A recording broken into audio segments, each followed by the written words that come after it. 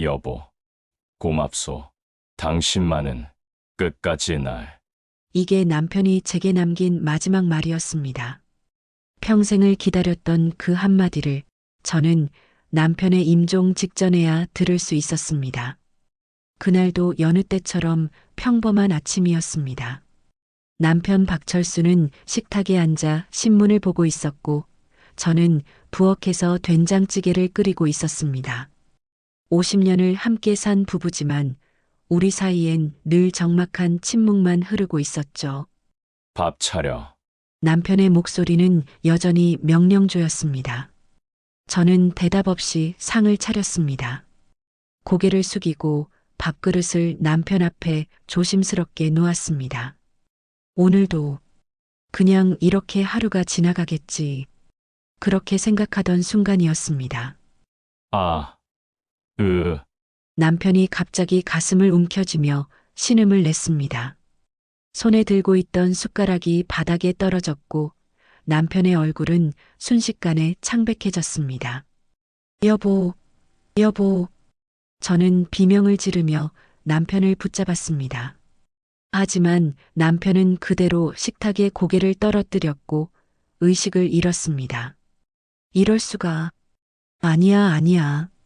떨리는 손으로 119에 전화를 걸었습니다. 구급차 사이렌 소리가 점점 가까워지고 저는 남편의 손을 꽉 잡았습니다.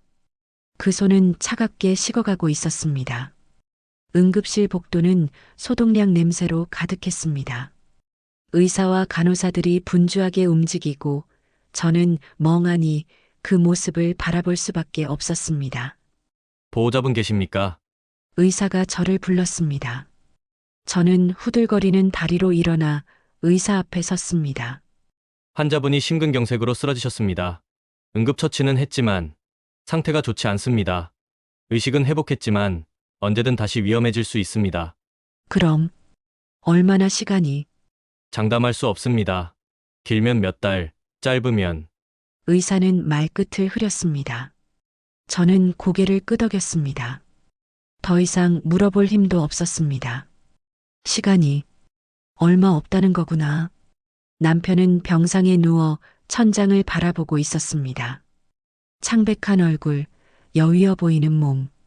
저는 조심스럽게 남편 옆 의자에 앉았습니다. 여보, 괜찮아요? 괜한 소동 떨지 마시오. 남편의 목소리는 여전히 차갑고 날카로웠습니다. 죽음을 목전에 두고도 남편은 변하지 않았습니다. 애들한테 연락했소? 아직 하지 마. 괜히 난리만 날 거요. 또 이러시는구나. 저는 입술을 깨물었습니다. 평생을 이렇게 살았습니다. 남편의 명령에 따르고 남편의 뜻을 거스르지 않고 그저 곁을 지키는 것. 하지만 이번만큼은 달랐습니다. 그래도 애들은 알아야 해요. 아버지가 아프신데 필요 없다고 했소. 남편이 소리쳤습니다. 그러나 곧 기침을 하며 가슴을 움켜쥐었습니다. 저는 황급히 남편의 등을 두드렸습니다. 진정하세요, 여보. 알았어요, 알았다니까요. 왜 이렇게까지 완고하신 거예요? 남편은 다시 눈을 감았습니다. 그리고 저는 홀로 병실을 지켰습니다. 병실은 고요했습니다. 남편의 고른 숨소리만이 들렸고 창밖으로는 도시의 불빛이 희미하게 보였습니다. 저는 남편의 손을 바라보았습니다. 주름지고 거친 손. 그 손이 평생 저를 어떻게 대했는지 저는 너무나 잘 알고 있었습니다. 그런데도 저는 이 손을 놓지 못했습니다. 왜일까? 왜 난 끝까지 이 사람 곁을 지키고 있는 걸까? 목에 걸린 은재 목걸이를 만졌습니다. 50년 전 남편이 청혼하며 건넸던 유일한 선물.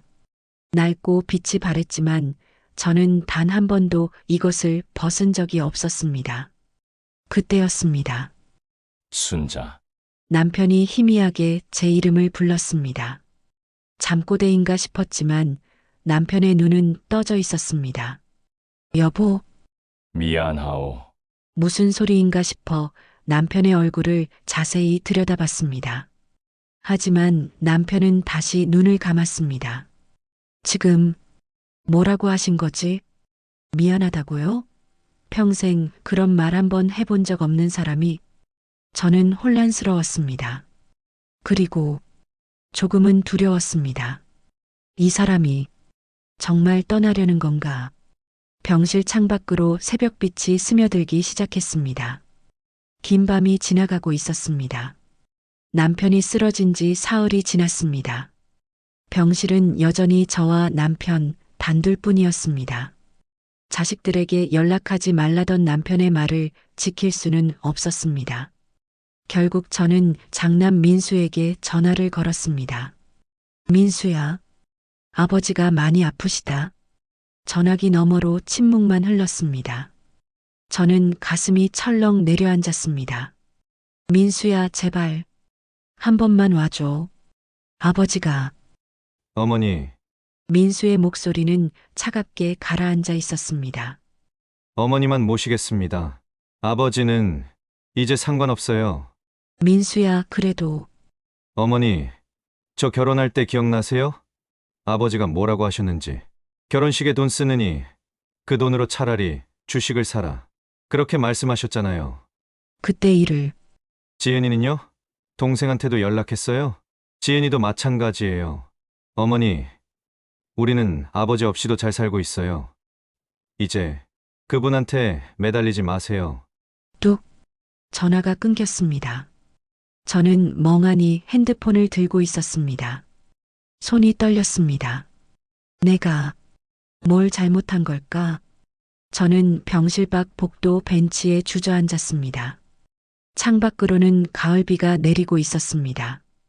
차갑고 쓸쓸한 빗줄기가 유리창을 타고 흘러내렸습니다. 애들이 아버지를 그렇게까지 미워하고 있었구나. 사실 알고 있었습니다. 남편이 자식들에게 어떻게 했는지, 돈으로 모든 것을 지배하려 했고 사랑이라는 말 대신 통장 잔고를 보여줬던 그 사람. 하지만 저는 그저 가만히 지켜만 봤습니다. 나는 왜 아무 말도 못했을까? 그때 뒤에서 목소리가 들렸습니다. 사모님, 고개를 들어보니 남편의 오랜 비서 김 과장이 우산을 접으며 서 있었습니다. 60대 중반의 그는 30년 넘게 남편을 보좌해온 사람이었습니다.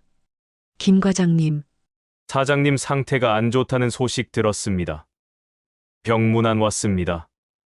김 과장은 조심스럽게 제 옆에 앉았습니다. 자제분들은 안 오셨습니까? 오지 않을 거예요. 애들이 아버지를 너무 미워해요. 그럴 만도 합니다. 김 과장의 말에 저는 깜짝 놀라 그를 쳐다봤습니다. 사장님은 참 서툰 분이셨습니다. 사랑하는 법을 몰랐죠. 서툴렀다고요? 사모님, 혹시 아십니까? 사장님이 매년 자제분들 생일마다 뭘 하셨는지. 생일? 남편이 자식들 생일을 챙긴다는 건 들어본 적이 없었습니다. 오히려 생일상을 차려놔도 쓸데없는 짓 하지 마시오라며 외면했던 사람인데, 김 과장은 가방에서 낡은 수첩 하나를 꺼냈습니다. 이거 사장님 수첩입니다. 제게 맡기셨는데 이제는 사모님이 보셔야 할 것 같습니다. 떨리는 손으로 수첩을 받았습니다. 표지는 낡아해지고 모서리는 닳아 있었습니다. 첫 장을 펼쳤습니다. 그 순간 저는 숨이 멎는 것 같았습니다. 1985년 4월 12일 민수 생일. 케이크를 사고 싶었으나 자존심이 허락하지 않았다. 대신 통장에 10만 원을 넣어뒀다. 언젠가는 고맙다고 할까. 1992년 9월 3일 지은이가 대학에 합격했다. 기뻤다. 하지만 축하한다는 말 대신 등록금은 내가 알아서 해결해라라고 말해버렸다. 왜 난 축하한다는 말이 그렇게 어려운가. 2003년 11월 27일 민수의 결혼식. 가고 싶었다. 하지만 초대장에 내 이름은 없었다. 당연하다. 내가 그렇게 만들었으니까. 2015년 2월 14일. 순자가 또 아프다고 한다. 병원에 가자고 해도 괜찮다며 웃는다. 미안하다. 당신을 행복하게 해주지 못해서 한 장 한 장 넘길 때마다 가슴이 무너져 내렸습니다. 이 사람이 이런 마음을 가지고 있었다고? 사장님은 가난한 집안 출신이셨습니다. 김 과장이 조용히 말했습니다. 사모님 집안이 명문가라는 거 알고 계시죠? 사장님은 그게 평생 콤플렉스였습니다. 사모님 가족들이 자신을 무시했던 기억. 그게 트라우마가 되어서 돈으로 모든 걸 증명하려 하셨던 겁니다. 내 집안이 그랬구나. 저는 몰랐습니다. 아니, 알고 싶지 않았습니다. 50년 전 저는 명문가의 외동딸이었습니다. 아버지는 사업가였고 어머니는 교수였죠. 그런 집안에서 가난한 청년 박철수를 사랑했다고 했을 때 부모님은 완강히 반대하셨습니다. 그런 거지 같은 놈과 결혼하면 넌 내 딸이 아니다. 아버지의 마지막 말이었습니다. 저는 그 말에도 남편을 선택했습니다. 사랑했으니까. 하지만 남편은 그게 부담이었던 걸까요? 병실 문을 열었습니다. 남편은 여전히 누워 있었고 창밖으로는 비가 계속 내리고 있었습니다. 저는 조용히 남편 곁에 앉아 수첩을 펼쳤습니다. 여보, 남편은 대답하지 않았습니다. 잠든 건지 아니면 모르는 척 하는 건지. 왜 이런 말들을 숨기고 사셨어요? 목이 메었습니다. 미안하다면서요. 고맙다면서요. 왜 제게는 한 번도 그 말을 안 하셨어요? 눈물이 주르르 흘러내렸습니다. 바보 같은 사람. 그때 남편이 눈을 떴습니다. 그리고 저를 물끄러미 바라봤습니다. 자존심 때문이요. 남편의 목소리는 잠겨 있었습니다. 당신은 모든 걸 버리고 날 선택했소. 그런 당신 앞에서 난 초라한 남자가 되기 싫었소. 여보, 그래서 강한 척했소. 돈으로라도 당신을 지키고 싶었소. 하지만 남편은 천천히 고개를 돌렸습니다. 결국 난 아무것도 지키지 못했소. 침묵이 흘렀습니다. 저는 남편의 손을 잡았습니다. 그 손은 차갑고 떨리고 있었습니다. 이 사람도 외로웠구나. 남편이 잠든 후 저는 홀로 복도에 나왔습니다. 핸드폰을 꺼내 자식들 사진을 바라봤습니다. 민수, 지은, 제 소중한 아이들. 이대로는 안 돼. 남편이 떠나기 전에 해야 할 일이 있었습니다. 자식들에게 말해야 했습니다. 제가 왜 남편 곁을 지켰는지, 남편이 왜 그렇게 살 수밖에 없었는지, 그리고 제가 평생 숨겨온 그 비밀도. 저는 가방 깊숙한 곳에서 오래된 편지 한 통을 꺼냈습니다. 50년 전 아버지가 보낸 절연장. 박순자, 넌 이제 우리 가족이 아니다. 다시는 이 집 문턱을 넘지 마라. 편지를 다시 접어넣으며 생각했습니다. 애들이 알아야 해. 엄마가 왜 이렇게 살았는지. 그리고 결심했습니다. 남편이 눈을 감기 전에 저는 모든 것을 말하기로. 다음 날 아침 저는 병원을 나섰습니다. 남편은 간호사에게 맡기고 처음으로 혼자만의 시간을 가졌습니다. 가야 할 곳이 있었습니다. 민수부터 만나야겠어. 버스를 타고 1시간을 달려 장남이 사는 아파트 앞에 섰습니다. 높게 솟은 아파트 단지. 민수는 이곳에서 아내, 2 아이와 함께 살고 있었습니다. 초인종을 눌렀습니다. 누구세요? 민수야. 엄마야. 잠시 침묵이 흘렀습니다. 그리고 문이 열렸습니다. 민수는 문 앞에 서서 저를 내려다봤습니다.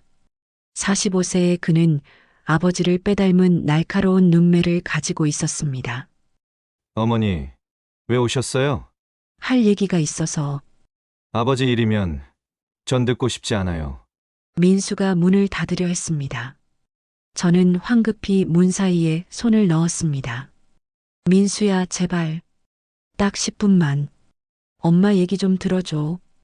민수는 한숨을 쉬었습니다. 그리고 마지못해 문을 열어줬습니다. 거실에 마주 앉았습니다. 민수는 팔짱을 낀 채 저를 바라봤습니다. 그 표정에는 경계심이 가득했습니다. 어머니, 지금 아버지 편을 들으려고 오신 거면 아니야. 저는 고개를 저었습니다. 엄마 얘기를 하러 왔어.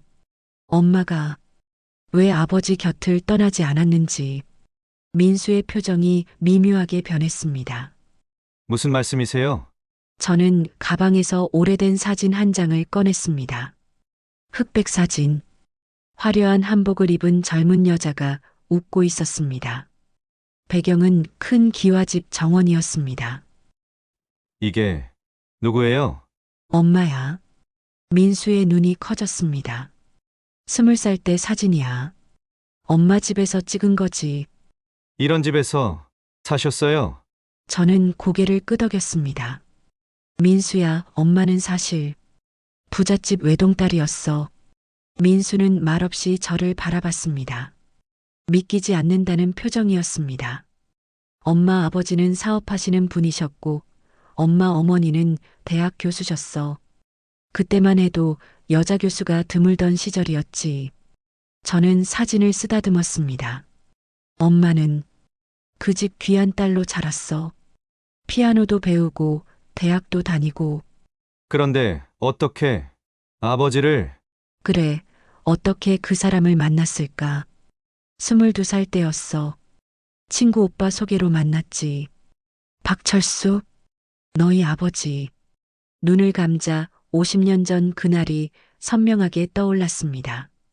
가난하지만 눈빛만은 또렷했던 청년. 낡은 양복을 입고 있었지만 당당하게 제 눈을 마주보던 그 사람. 첫눈에 반했어. 그 사람 눈빛이 참 선했거든. 하지만 엄마 부모님은 완강히 반대하셨어. 그런 거지 같은 놈과 결혼하면 넌 내 딸이 아니다. 엄마 아버지가 그렇게 말씀하셨지. 민수의 얼굴이 굳었습니다. 그래도 엄마는 아버지를 선택했어. 집을 나왔어.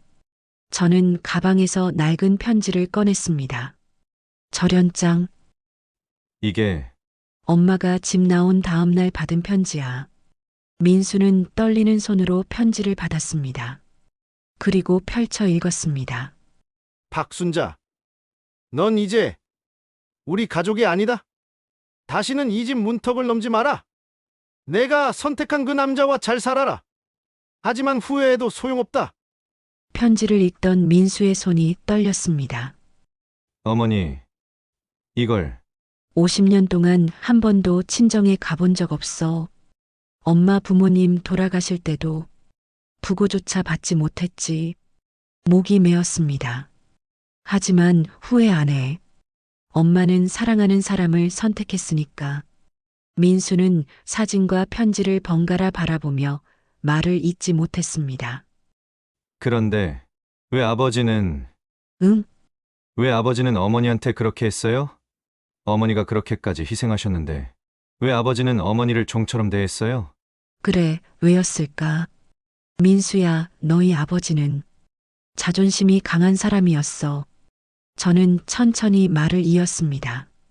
엄마가 모든 걸 버리고 자기를 선택했다는 게 그 사람한테는 부담이었나 봐. 그래서 더 강한 척했던 거야. 돈으로라도 엄마를 지키고 싶었던 거지. 그게 변명이 돼요? 민수의 목소리가 떨렸습니다. 우리한테는요? 저한테, 지은이한테는요? 아버지가 우릴 어떻게 대했는데 알아. 저는 민수의 손을 잡았습니다. 엄마도 다 알아. 아버지가 너희한테 상처를 줬다는 거. 미안해, 민수야. 엄마가 아무 말도 못하고 지켜만 봐서 민수의 눈에 눈물이 고였습니다. 어머니, 그럼 어머니는 왜 아무 말도 안 하셨어요? 어머니 과거 얘기를 왜 숨기셨어요? 왜였을까? 아버지 자존심 때문이었어. 그 사람이 상처받을까봐. 그래서 어머니는 평생 혼자 참으신 거예요? 저는 대답하지 못했습니다. 민수는 고개를 숙였습니다. 그리고 한참을 말없이 앉아 있었습니다. 민수의 집을 나온 저는 곧바로 막내딸 지은이가 일하는 카페로 향했습니다. 작은 동네 카페. 지은이는 앞치마를 두르고 손님들에게 커피를 내주고 있었습니다. 어머니? 저를 본 지은이가 놀란 표정을 지었습니다. 지은아, 잠깐 시간 좀 낼 수 있니? 지은이는 주인에게 양해를 구하고 저와 함께 카페 구석 자리에 앉았습니다. 어머니, 무슨 일이세요? 아버지가 아버지는 시간이 얼마 안 남으셨어. 지은이의 표정이 굳었습니다. 그래서 엄마가 할 얘기가 있어. 저는 민수에게 보여줬던 사진과 편지를 다시 꺼냈습니다. 지은이는 그것들을 보며 충격에 휩싸였습니다. 어머니, 이게 정말이에요? 응. 엄마는 부잣집 딸이었어. 하지만 아버지를 선택했고 모든 걸 버렸지. 지은이는 눈물을 흘렸습니다. 그런데 왜 아버지는 어머니한테 그렇게 했어요? 사랑하는 방법을 몰랐던 거야, 지은아. 저는 지은이의 손을 잡았습니다. 너희 아버지는 서툰 사람이었어. 표현을 못했을 뿐이지. 그래도 너무해요. 지은이가 흐느꼈습니다. 제 결혼식 때 아버지가 뭐라고 하셨는지 아세요? 내 딸이 시집 가는데 돈이 아깝다고? 그 말 때문에 얼마나 울었는데. 알아, 엄마도 다 알아. 지은아, 미안해. 엄마가 그때 아버지를 말렸어야 했는데. 저는 지은이를 꼭 안았습니다. 그리고 속삭였습니다. 하지만 지은아, 아버지도 후회하고 계셔. 너무 늦었지만 해가 지고 있었습니다. 버스 안에서 창밖을 바라보며 생각했습니다. 이제 다 말했어. 자식들에게 제 과거를 털어놨습니다. 왜 남편을 선택했는지, 왜 곁을 지켰는지. 하지만 한 가지 더 남았습니다. 남편한테 마지막으로 물어봐야 해. 당신은 정말 저를 사랑했느냐고. 아니면 그저 의무감으로 함께 산 것뿐이냐고. 버스가 병원 앞에 멈췄습니다. 저는 천천히 일어나 병원으로 걸어 들어갔습니다. 복도를 지나 병실 문 앞에 섰습니다. 문 손잡이를 잡았습니다. 이제 끝을 봐야겠어. 병실 문을 열었을 때 저는 멈칫했습니다. 남편 곁에 누군가 앉아 있었습니다. 김 과장이었습니다. 사모님, 오셨습니까? 김 과장이 조용히 일어나 인사했습니다. 남편은 잠들어 있었습니다. 김 과장님, 늦은 시간에 왜?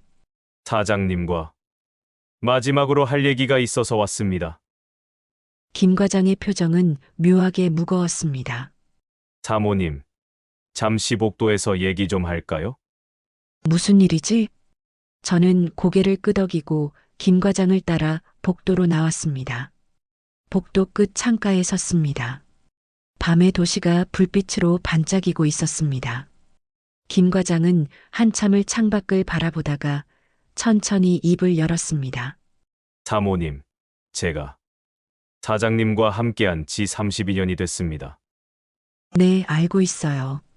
그 세월 동안 저는 사장님의 많은 모습을 봤습니다.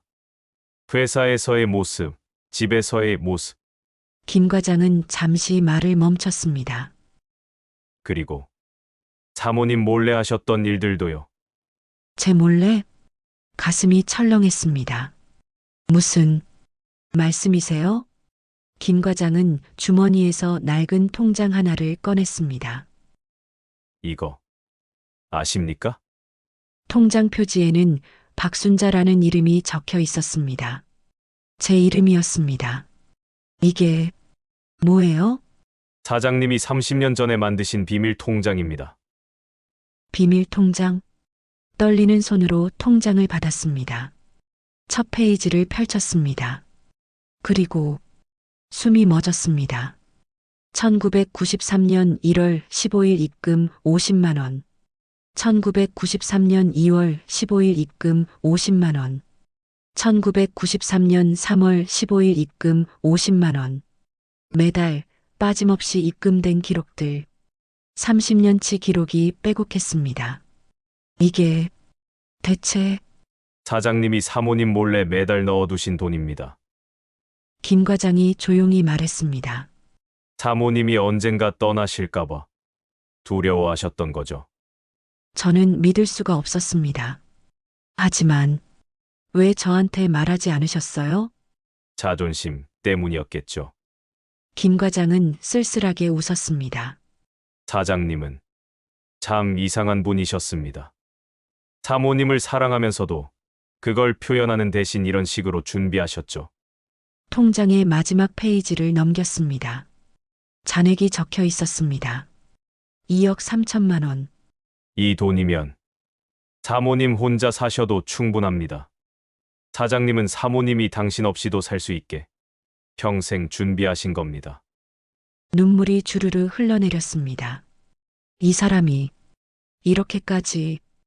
사모님, 김 과장이 저를 바라봤습니다.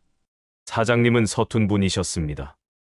사랑한다는 말 대신 이런 식으로밖에 표현 못 하셨죠. 왜 이제 와서 말씀하시는 거예요? 사장님이 부탁하셨습니다. 당신이 돌아가신 후에 사모님께 전해달라고. 돌아가신 후라니. 하지만 저는 지금 전해드려야 할 것 같았습니다.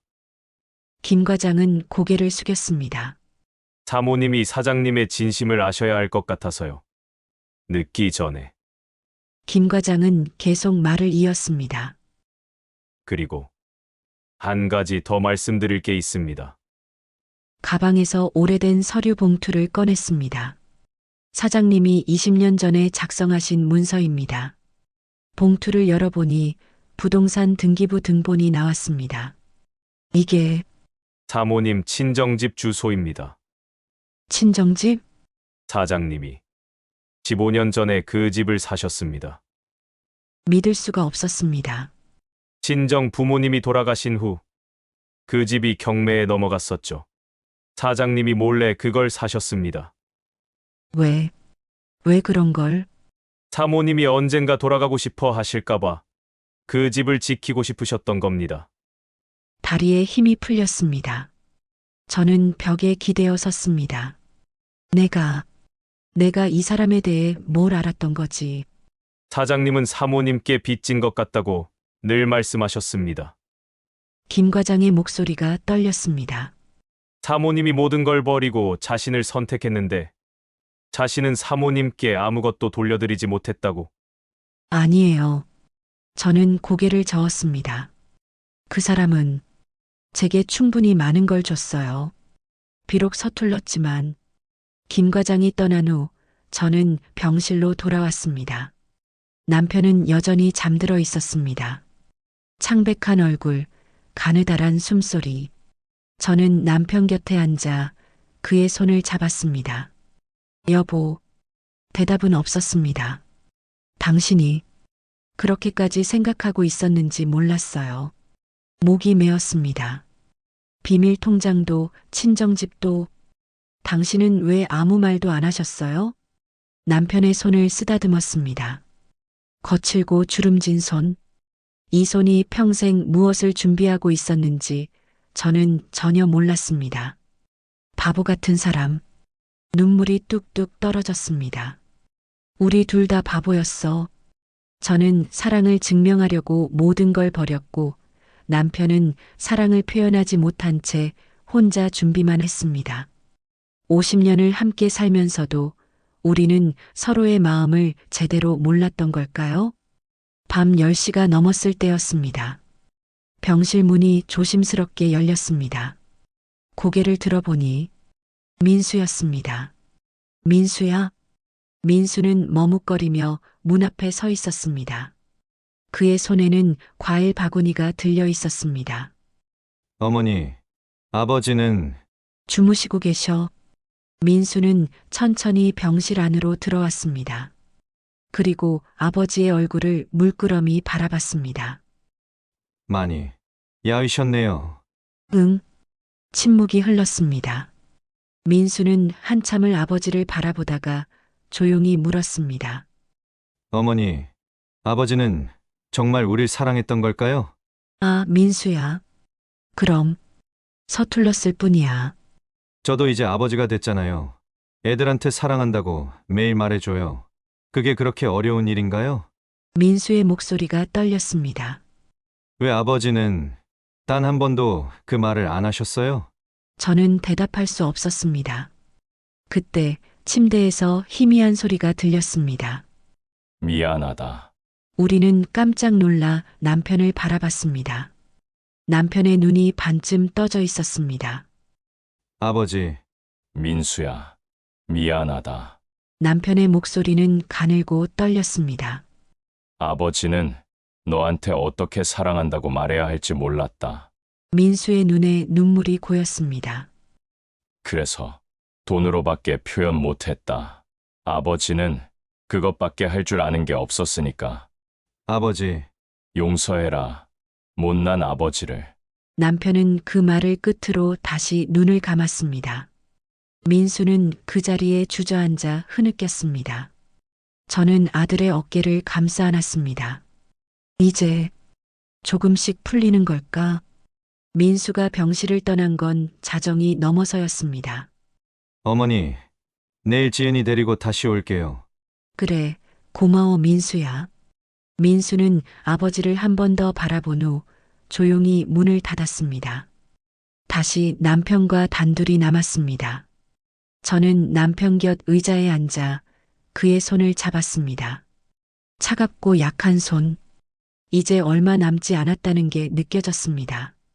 시간이 정말 없구나. 목에 걸린 은재 목걸이를 만졌습니다. 50년 동안 단 한 번도 벗지 않았던 이 목걸이.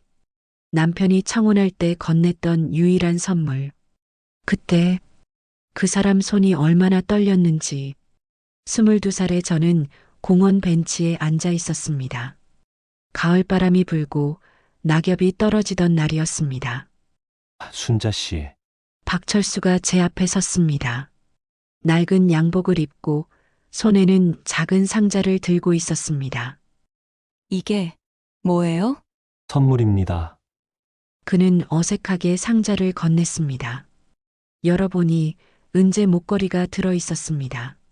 예쁘네요. 비싸진 않습니다. 제가 살 수 있는 게 이것밖에. 그는 고개를 숙였습니다. 괜찮아요. 마음이 중요하죠. 저는 웃으며 목걸이를 걸었습니다. 순자 씨, 네, 저와 결혼해 주시겠습니까? 그의 목소리는 떨리고 있었습니다. 저는 가난합니다. 순자 씨를 호화롭게 살게 해줄 수 없습니다. 하지만 그는 제 눈을 똑바로 바라봤습니다. 평생 순자 씨를 지키겠습니다. 행복하게 해드리겠습니다. 저는 그의 손을 잡았습니다. 좋아요. 함께해요. 그때 그의 눈에 눈물이 맺혔습니다. 감사합니다. 회상에서 깨어났습니다. 남편은 여전히 잠들어 있었습니다. 하지만 숨소리가 점점 약해지고 있었습니다. 약속? 지켰나요? 저는 남편에게 조용히 물었습니다. 여보, 평생 날 지키고 행복하게 해주겠다고 했잖아요. 대답은 없었습니다. 행복했을까요? 저는 눈물이 또 흘렀습니다. 행복했어? 서러웠지만 그래도 행복했어? 갑자기 남편이 눈을 떴습니다. 순자, 여보, 깨셨어요? 남편은 힘겹게 제 얼굴을 바라봤습니다. 그리고 천천히 손을 들어 제 목에 걸린 목걸이를 만졌습니다. 아직도 그거 하고 있었소? 네. 왜요? 남편의 목소리에는 놀라움이 담겨 있었습니다. 당신이 준 유일한 선물이잖아요. 남편의 손이 떨렸습니다. 순자, 사실 네, 그게 남편은 말을 잇지 못했습니다. 그리고 눈물이 흘러내렸습니다. 여보, 왜 그러세요? 그게 가짜 은이었소. 뭐라고요? 청혼할 때 산 그 목걸이 진짜 은이 아니었소. 난 너무 가난해서 가짜밖에 살 수 없었소. 저는 숨이 멎었습니다. 50년 동안 당신이 그걸 차고 있는 걸 볼 때마다 난 남편의 목소리가 떨렸습니다. 미안했소. 당신한테 제대로 된 것 하나 못 해준 것 같아서. 저는 목걸이를 쥐었습니다. 가짜 은이라고요? 50년 동안 제가 목에 걸고 있었던 이것이? 여보, 미안하오. 정말 미안하오. 남편은 고개를 돌렸습니다. 부끄러움에 제 얼굴을 마주할 수 없는 듯 했습니다. 하지만 저는 웃고 있었습니다. 여보, 저 봐요. 이게 가짜든 진짜든 중요하지 않아요. 목걸이를 꼭 쥐었습니다. 이건 당신이 처음으로 제게 준 선물이에요. 당신의 마음이 담긴 거잖아요. 순자, 그리고 저는 남편의 손을 잡았습니다. 당신은 평생 저를 지켰어요. 서툴렀지만 당신만의 방식으로 비밀 통장도 친정집도 모두 당신의 사랑이었잖아요. 미안하다는 말하지 마세요. 당신 덕분에 저는 충분히 행복했어요. 남편의 눈에서 눈물이 주르르 흘러내렸습니다. 고맙소. 순자, 저야말로 고마워요. 남편은 한참을 울었습니다. 70이 넘은 노인이 어린아이처럼 소리 없이 눈물을 흘렸습니다. 그리고 입을 열었습니다. 순자, 사실 난 늘 두려웠소. 뭐가요? 당신이 언젠가 후회할까봐. 남편은 천장을 바라봤습니다. 명문가를 버리고 날 선택한 걸 후회할까봐. 그래서 더 강한 척했소. 돈이라도 많이 벌어야 당신이 후회하지 않을 거라 생각했소. 그래서 그렇게 사셨던 거구나. 하지만 결국 난 당신을 행복하게 해주지 못했소. 아니에요. 저는 고개를 저었습니다. 저는 행복했어요. 당신과 함께여서 정말이오? 정말이에요. 저는 남편의 손을 두 손으로 감쌌습니다. 후회 없어요. 당신을 선택한 거. 남편은 고개를 돌려 저를 바라봤습니다. 그 눈빛에는 평생 본 적 없는 온기가 담겨 있었습니다. 사랑했소, 순자. 처음이었습니다. 50년 결혼 생활에서 남편이 처음으로 한 그 말. 나도 당신을 사랑했어요. 우리는 손을 맞잡은 채 한참을 울었습니다. 울음이 그치고 병실에는 고요만 남았습니다. 남편은 다시 눈을 감았습니다. 하지만 이번에는 얼굴이 평온해 보였습니다. 저는 남편의 손을 놓지 않았습니다. 그리고 목에 걸린 가짜 은 목걸이를 다시 한번 만졌습니다. 가짜라니. 이게 어떻게 가짜예요? 이건 제 인생에서 가장 진짜인 것이었습니다. 50년 동안 제 곁을 지켜준 것, 남편의 서툰 사랑을 증명해 준 것. 창밖으로 해가 떠오르기 시작했습니다. 새로운 날이 시작되고 있었습니다. 하지만 저는 알고 있었습니다. 이제 정말 얼마 남지 않았구나. 그날 오후 민수와 지은이가 함께 병원에 왔습니다. 어머니, 왔구나, 얘들아. 두 남매는 아버지의 병상 앞에 조심스럽게 섰습니다. 남편은 여전히 잠들어 있었습니다. 아버지, 많이 안 좋아 보이시네요. 지은이가 떨리는 목소리로 말했습니다. 응. 의사 선생님이 이제 며칠 안 남으셨다고. 민수와 지은이는 서로를 바라봤습니다. 복잡한 감정이 그들의 얼굴에 스쳐 지나갔습니다. 애들아, 엄마가 할 얘기가 더 있어. 저는 두 자식을 복도로 데리고 나갔습니다. 우리는 복도 끝 작은 휴게실에 앉았습니다. 저는 가방에서 비밀 통장과 친정집 등기부 등본을 꺼냈습니다. 이게 뭐예요? 민수가 물었습니다. 너희 아버지가 30년 동안 엄마 몰래 준비하신 거야. 두 남매에게 모든 것을 설명했습니다. 매달 입금된 돈, 몰래 사둔 친정집, 그리고 남편이 평생 품었던 두려움.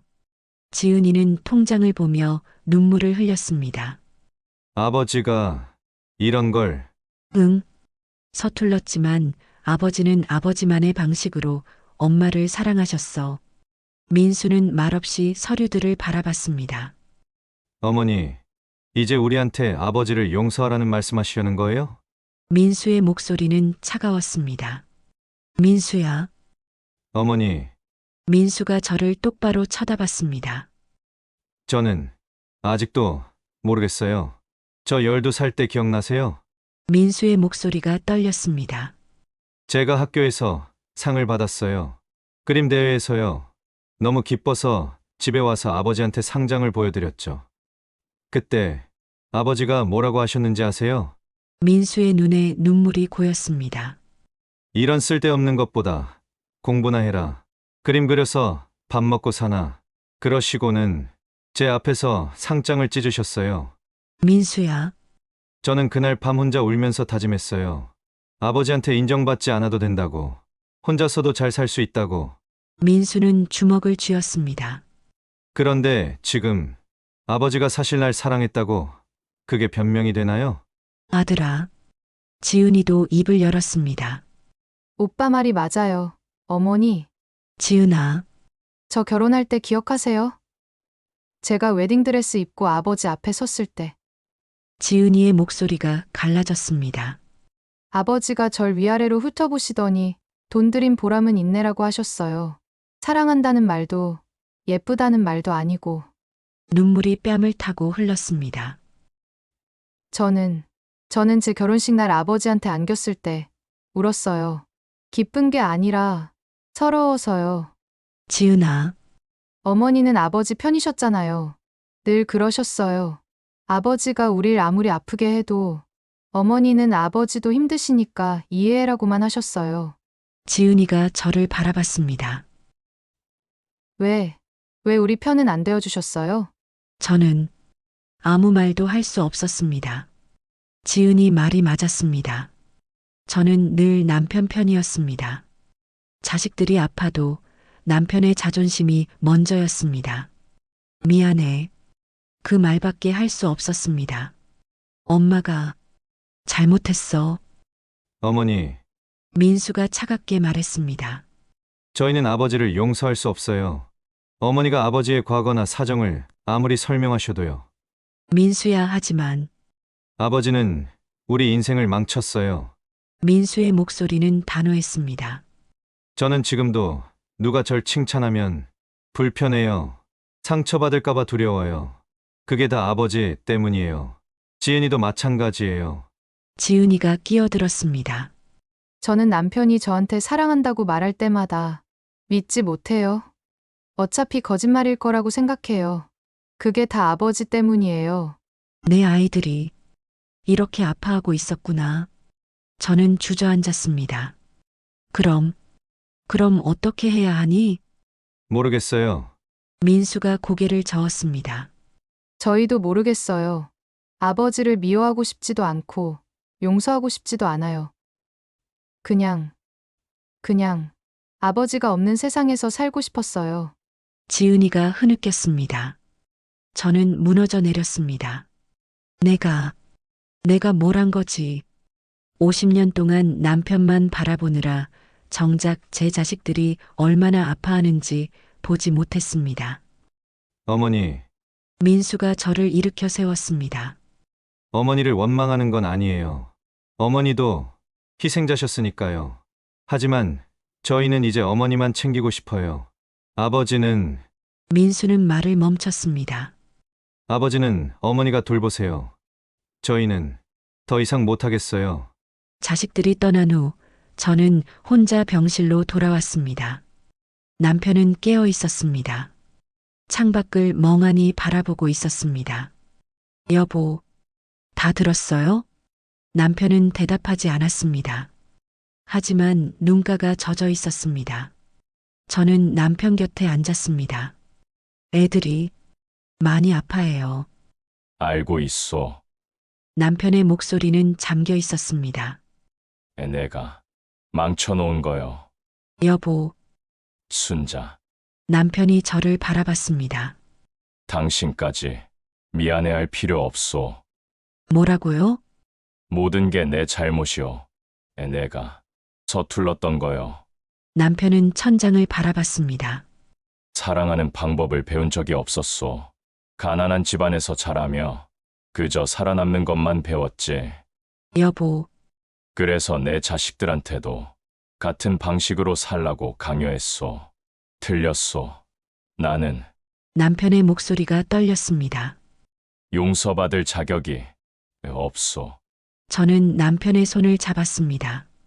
여보, 우리 둘 다 잘못했어요. 순자, 저도 아이들을 지켜주지 못했어요. 당신만 바라보느라 눈물이 흘렀습니다. 우리 둘 다 부족한 부모였어요. 남편은 고개를 돌렸습니다. 그리고 처음으로 소리내어 울었습니다. 70평생을 강하게 살아온 남자가 어린아이처럼 엉엉 울었습니다. 저도 함께 울었습니다. 우리는 한참을 손을 맞잡은 채 울었습니다. 이제 정말 끝인가? 자식들은 돌아서고 남편은 떠나가고 저 혼자 남는 건가? 창밖으로 해가 지고 있었습니다. 붉은 노을이 병실을 물들이고 있었습니다. 그날 밤 남편의 상태가 급격히 나빠졌습니다. 보호자분, 빨리 오세요. 간호사의 다급한 목소리에 저는 화들짝 놀라 일어났습니다. 복도 의자에서 잠깐 졸고 있었던 것입니다. 병실로 뛰어들어가니 의사와 간호사들이 남편을 둘러싸고 있었습니다. 여보, 남편은 산소호흡기를 쓰고 있었습니다. 숨을 헐떡이며 얼굴은 창백했습니다. 사모님, 환자분이 이제 시간이 얼마 없으십니다. 의사가 조용히 말했습니다. 자제분들 연락하시는 게 좋겠습니다. 아니야. 아직 안 돼. 떨리는 손으로 핸드폰을 꺼냈습니다. 민수에게 전화를 걸었습니다. 1시간 후 민수와 지은이가 급히 병원에 도착했습니다. 어머니, 얘들아. 두 남매는 아버지의 병상 앞에 섰습니다. 남편은 눈을 반쯤 뜬 채 천장을 바라보고 있었습니다. 산소호흡기 소리만이 병실에 울려 퍼졌습니다. 아버지, 지은이가 떨리는 목소리로 불렀습니다. 남편은 천천히 고개를 돌렸습니다. 자식들을 보았습니다. 그리고 눈물이 흘렀습니다. 미안하다. 가느다란 목소리였습니다. 너희들한테 미안하다. 민수는 아무 말도 하지 못했습니다. 주먹을 꽉 쥔 채 아버지를 바라볼 뿐이었습니다. 아버지, 지은이가 울먹였습니다. 왜 이제 와서? 남편은 힘겹게 산소호흡기를 벗으려 했습니다. 환자분, 안 됩니다. 간호사가 말렸지만 남편은 고집스럽게 호흡기를 벗었습니다. 할 말이 있소. 숨을 헐떡이며 남편은 자식들을 바라봤습니다. 민수야, 네, 너를 사랑했다. 아버지는 너를 자랑스러워했다. 민수의 눈에 눈물이 고였습니다. 거짓말 하지 마세요. 아버지는 저한테 상장, 찢은 거 남편이 기침을 했습니다. 후회했다. 그날 밤 쓰레기통에서 주워서 테이프로 붙였다. 뭐라고요? 서랍에 지금도 있다. 집에 가면 내 책상 제일 아래 서랍에. 민수는 얼굴을 감싸 쥐었습니다. 아버지, 미안하다. 민수야, 아버지는 표현을 못했을 뿐이다. 너를 정말 사랑했다. 민수는 그 자리에 무릎을 꿇고 울었습니다. 지은아, 네. 아버지? 지은이가 아버지 곁으로 다가갔습니다.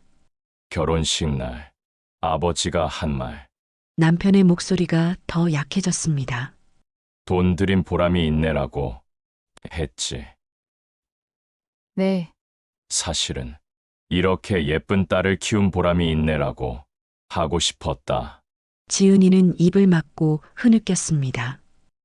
하지만 말이 안 나왔다. 아버지는 그런 말을 해본 적이 없어서. 아버지. 지은아, 너는 아버지 자랑이었다. 항상. 남편은 힘겹게 손을 들었습니다. 지은이의 머리를 쓰다듬으려 했습니다. 지은이가 아버지의 손을 잡았습니다. 사랑한다. 지은아, 아버지가 제대로 못해준 말. 눈물이 주르르 흘렀습니다. 사랑한다. 남편은 저를 바라봤습니다. 순자. 여보, 저는 남편의 다른 손을 잡았습니다. 평생 고생시켰소. 아니에요. 당신은 모든 걸 버리고 날 선택했는데 난 남편의 숨소리가 거칠어졌습니다. 행복하게 못해줬소. 아니에요, 여보. 저는 행복했어요.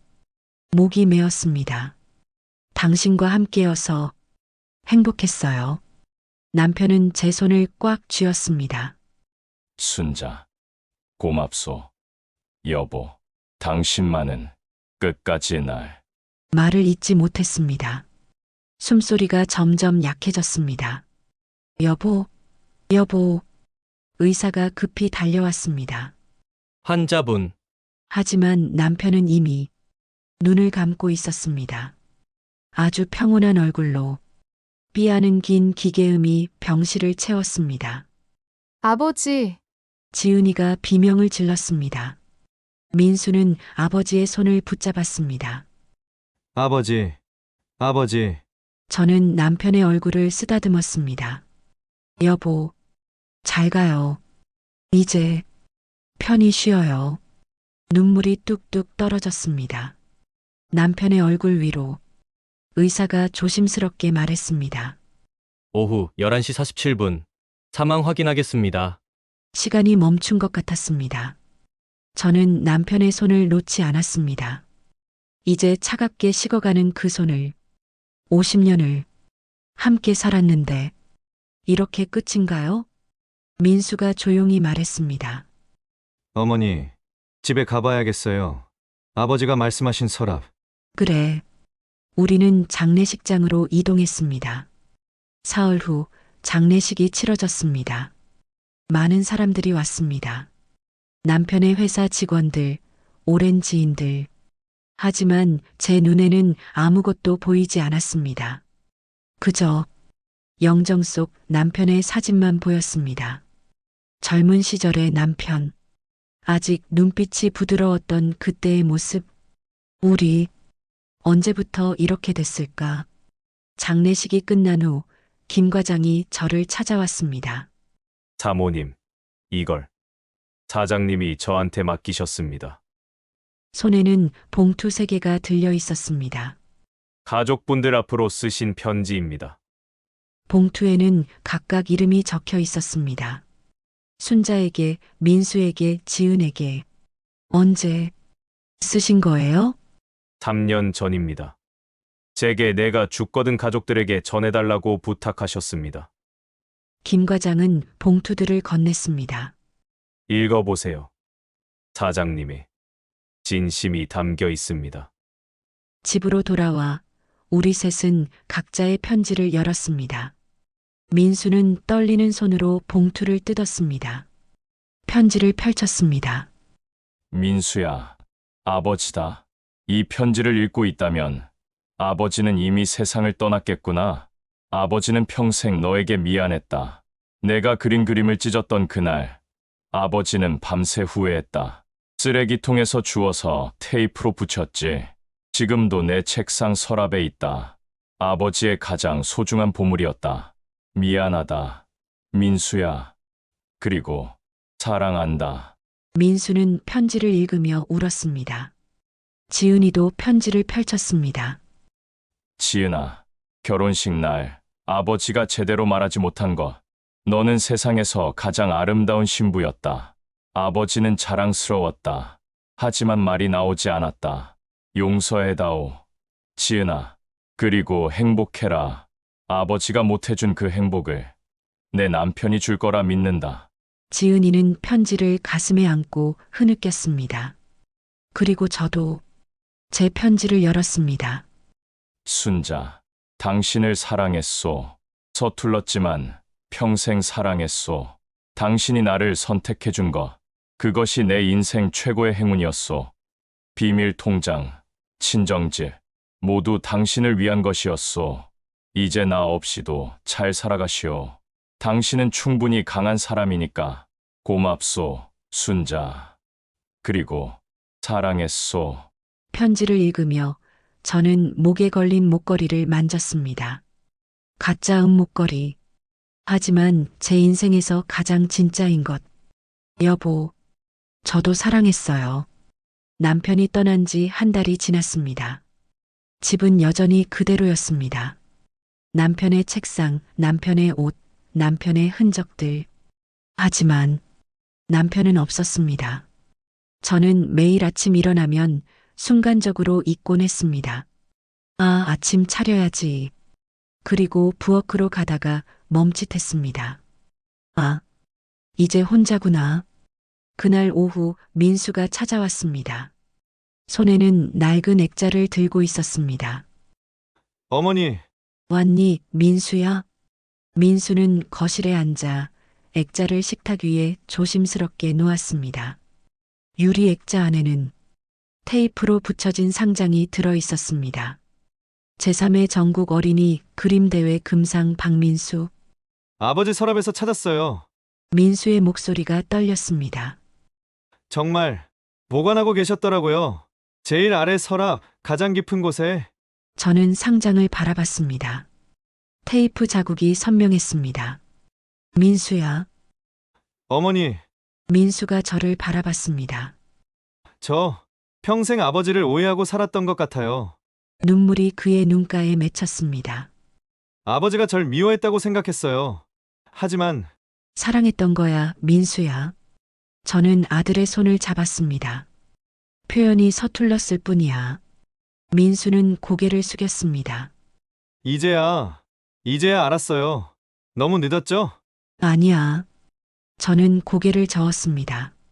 아버지는 알고 계실 거야. 내가 이해해줬다는 걸. 며칠 후 지은이도 찾아왔습니다. 어머니, 이거 손에는 오래된 앨범이 들려 있었습니다. 아버지 서재에 있었어요. 앨범을 펼쳤습니다. 거기에는 제 사진들이 가득했습니다. 결혼식 날, 민수를 낳던 날, 지은이를 안고 있는 날, 가족 여행 갔을 때, 모든 사진마다 남편의 손글씨로 메모가 적혀 있었습니다. 1975년 4월 3일, 순자가 웃고 있다. 행복해 보인다. 다행이다.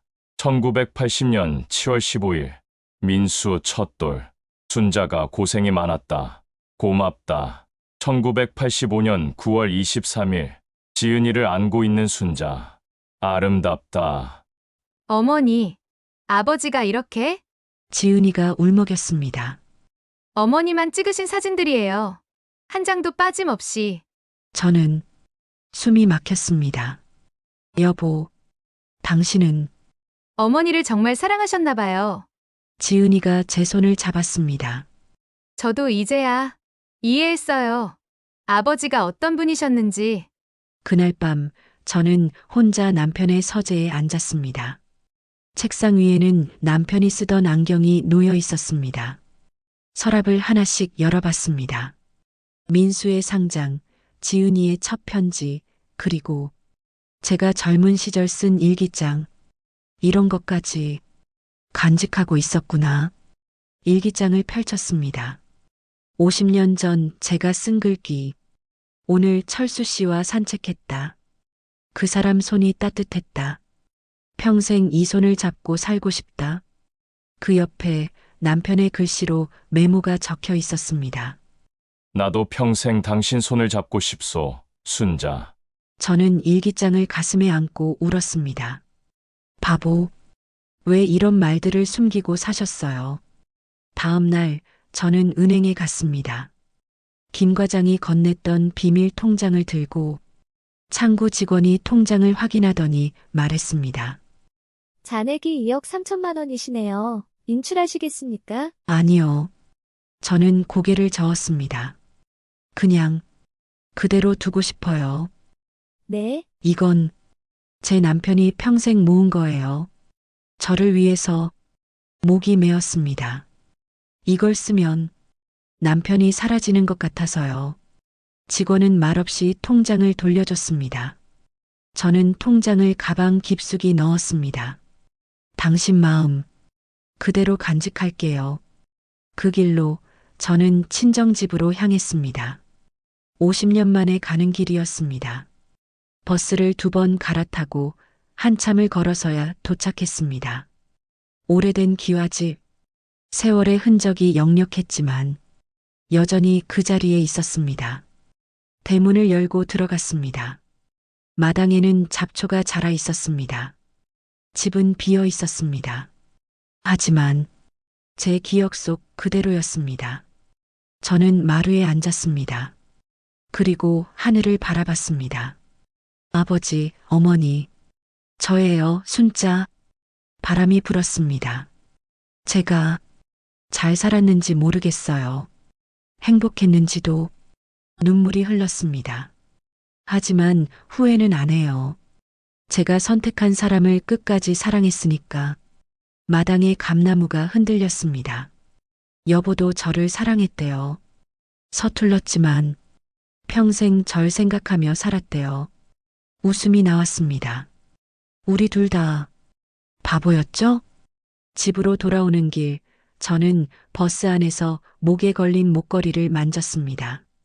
가짜 목걸이. 하지만 이제 알았습니다. 이건 가짜가 아니라는 것을, 남편의 진심이 담긴 세상에서 가장 진짜인 것이라는 것을. 여보, 고마웠어요. 창밖으로 봄비가 내리기 시작했습니다.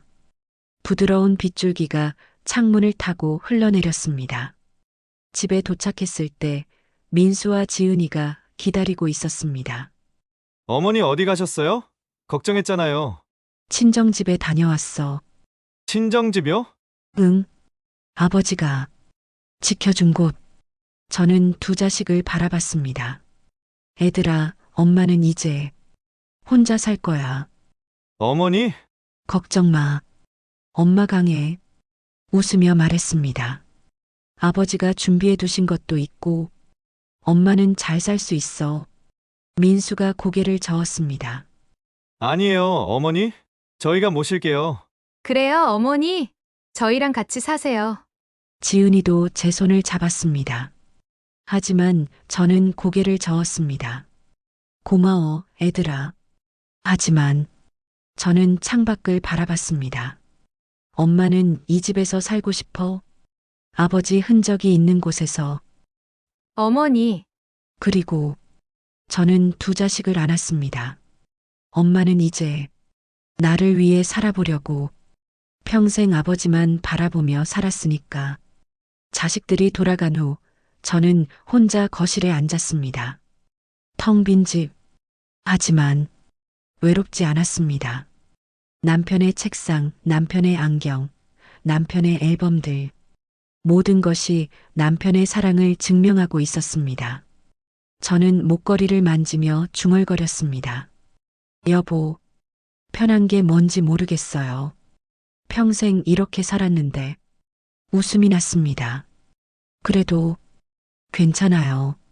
당신과 함께한 50년. 후회 안 해요. 창밖으로 달이 떠올랐습니다. 밝고 둥근 보름달. 저는 창가에 서서 달을 바라봤습니다. 여보, 저기 계세요? 바람이 불어왔습니다. 따뜻한 봄바람. 마치 남편의 손길 같았습니다. 다음 날 아침 저는 일찍 일어났습니다. 마당에 나가 남편이 심었던 장미를 물을 줬습니다. 꽃봉오리가 맺혀 있었습니다. 곧 피겠네. 부엌으로 돌아와 커피를 내렸습니다. 혼자서도 잘할 수 있었습니다. 식탁에 앉아 창밖을 바라봤습니다. 햇살이 쏟아지고 새들이 지저귀고 있었습니다. 새로운 하루가 시작되고 있었습니다. 저는 목에 걸린 목걸이를 쓰다듬었습니다. 가짜 목걸이. 하지만 제 인생에서 가장 소중한 것. 여보, 잘 가요. 그리고 저는 혼자 웃으며 말했습니다. 사랑했어요. 그리고 커피를 마셨습니다. 쓰디쓴 커피. 하지만 따뜻했습니다. 창밖으로 봄비가 다시 내리기 시작했습니다. 새로운 계절이 오고 있었습니다. 그리고 저는 여전히 여기 있었습니다. 살아 있었습니다. 긴 이야기 청취해 주셔서 감사드립니다. 감상하신 내용 댓글로 주시면 더 좋은 이야기에 도움되도록 노력하겠습니다.